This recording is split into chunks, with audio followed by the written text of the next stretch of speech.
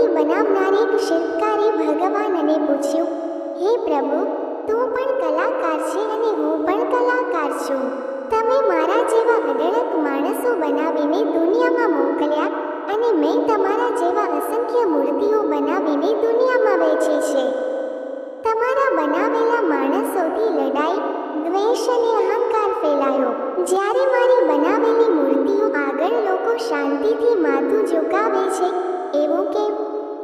ભગવાન સ્મિત કરીને બોલ્યા, તફાવત મારી બનાવટમાં નથી, તફાવત કર્મમાં છે. મેં માણસને બુદ્ધિ, ભાવના અને પસંદગી આપી. કર્મ સારું કે ખરાબ કરવું એ તેની જવાબદારી છે. તું મૂર્તિ બનાવે છે જે હલતી નથી, એથી તે પાપ પણ નથી કરતી અને પુણ્ય પણ નથી. પણ માણસ ચાલે છે, બોલે છે, પસંદગી કરે છે અને એ પસંદગી જ તેનું ભાગ્ય લખે છે.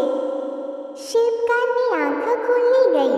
તે સમજ્યો, ભગવાન નહીં, માણસના કર્મ જ દુનિયાને સ્વર્ગ કે નરક બનાવે છે.